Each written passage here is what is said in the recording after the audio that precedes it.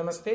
आज हम बात करेंगे कैंसर के मोस्ट कॉमन अर्ली साइन और सिम्टम्स के बारे में और मैं इन लक्षणों से आपको जागरूक ये कराऊंगा कि कैसे अगर हम इस बीमारी को अर्ली स्टेज में पकड़ पाएँ तो हम उसको किस तरीके से ट्रीट कर सकते हैं और कितना अच्छा लाइफ में प्रोग्नोसिस आपको दे सकते हैं। नमस्ते, मेरा नाम डॉक्टर अमन रस्तोगी है। मैं एमसीएच कैंसर सर्जन हूँ और करंटली मैं मणिपाल ग्रुप ऑफ हॉस्पिटल्स में कंसल्टेंट हूँ। तो आइए हम बात करते हैं एक एक करके इन पॉइंट्स के बारे में।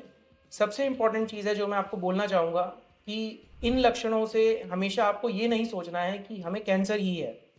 ये लक्षण मोस्ट कॉमनली दूसरी कंडीशंस में ज़्यादा पाए जाते हैं, बट अगर ये कुछ हफ्ते से ज़्यादा चल जाए तो ये जानना बहुत ज़रूरी है कि कुछ आपकी बॉडी के साथ प्रॉब्लम है एंड आपको एक स्पेशलिस्ट को दिखाने की ज़रूरत है। सबसे पहला लक्षण जिसके बारे में बात करना चाहूँगा इस unexplained weight loss.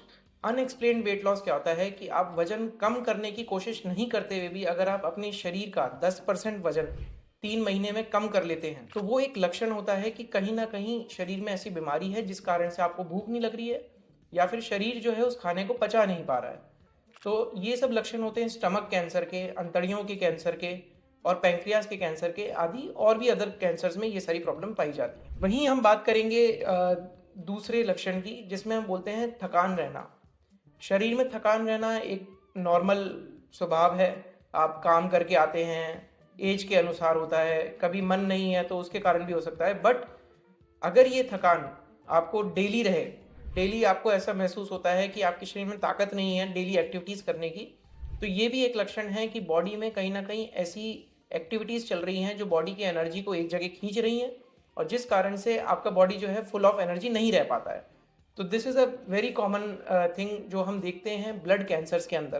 Blood cancers के अंदर आदमी को थकावट रहती है, एनीमिया रहता है, ब्लड बनता है लेकिन ब्लड उतना ही यूज़ होता रहता है, तो हमेशा कमज़ोर सफ़ेदपन जो है वो शरीर पे दिखाई देता है। तीसरे लक्षण की हम बात करेंगे, चमड़ी के कलर में चेंज आना, जैसे कि मान लीजिए लालपन है या फिर अल्सर बन जाता है, कोई ऐसा घाव बन जाता है जो हफ्तों तक ठीक नहीं हो पा रहा है, या फिर मस्से हो गए या मुहासे हो गए जो साइज में बढ़ते चले जा रहे हैं या फिर उनका टेक्सचर बदलता चला जा रहा है।